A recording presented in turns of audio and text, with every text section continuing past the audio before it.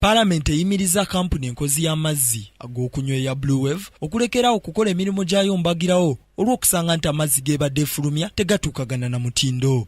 Gye buvuddeko ababaka bafuna okwemulugunya ku mazzi gano nabo kwe kukola okunoonyereza kwabwe ne basanga nti kituufu ddala amazzi si mayonjo kimala nga gaasangibwamu n'obupapajjo bw'ebyuma n'ebintu ebirala bingi eby'obulabe eri obuntu wa bulijjo. Mohamed Nsereko nkono ye ssentebe w'akakiiko akavunaanyizibwa ku bwenkanya mu ggwanga agambye nti bonga akakiiko babadde balina okusitukira mu mbagirawo okutaasa obulamu bwa bannayuganda okulaba nga tebutuusibwako bulabe bwonna. Tuweevu tuwekeneenyezera tubayise ne tubawo omukisa okweyogerako naye tebatuukiriza bisaanizo n'olwekyo ne tusaba aba UNBS bagira bakyabayimiriza okutuusa ekiseera ekyo kye baneekebeza kuba ne sampo z'amazzi zireeteddwa nga zirimu particles n'olwekyo mu mwoyo mulungi tusabye bagira bakyayimirizibwa n'amazzi agasinga gagibweyo kati ekyo kiri ludda lwa gavumenti complyinga.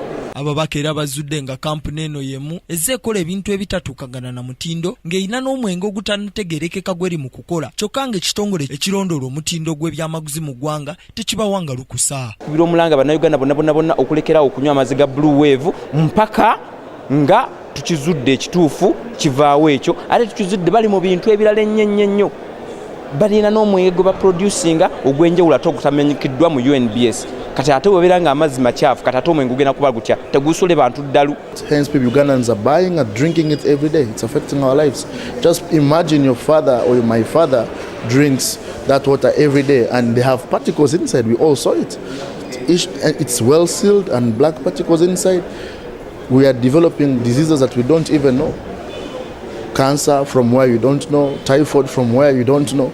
Maybe we are getting them from this kind of water. Amazzi gano agabadde gettanirwa ennyo bannayuganda olw'okubeera amangi nga n'akacupa kaabwe akasembayo obutono aka liita emu nga katundibwa ku siringi 10 olwa ssente za Uganda zokka. Ssente zino ziri wansi ennyo bw'ogeraageranya n'ebika by'amazzi ebirala. Wano abantu ba bulijjo ababadde bettanira amazzi gano kwe kugugumbula gavumenti nga bagisongamu olunywe olw'okwesulirayo ogwa Nagamba nga bannayuganda bafiirizibwa kyokka ng'ebyamaguzi ebijingirire bikubibwako stampu okuva eri ekitongole ekivunaanyizibwa ku mutindo gw'ebyamaguzi mu ggwanga. Ffe tunywa amazzi gano nga tuwalagali amazzi amabisi okutukwasa typhoid ne tukwata ebintu bino gavumenti beetongozezza nga tubala nti bye biramu ne tukwata ne tunywa kati onsanze nga nywa ongamba gavumenti ekawezi sinene kyemmanyi zino sawa mmeka zino ziri 10 na mmeka zino sawa ziri 10 mu kitundu naganyedde okuva ku makya kati nakanywa lita 5 kati mwe mutubuzabuza amazzi nti galimu obulwadde ku bbanga tuganyweredde singa lunasanga obulwadde nga butukosambula mu bwaffe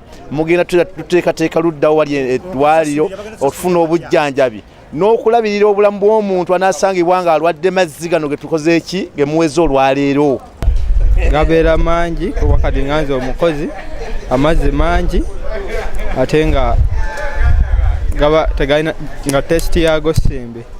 Nze mwekwasa gavumenti ereka abantu ne bamala okutunda ebintu ebifunga gavumenti yennyini aba UNBS ebimanyi ne lwakaguza akatonotono bannayuganda ne bafiirwa obulamu bwabwe.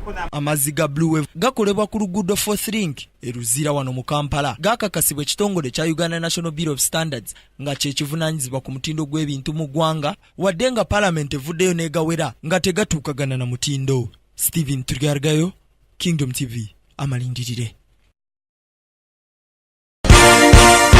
This is Kingdom TV.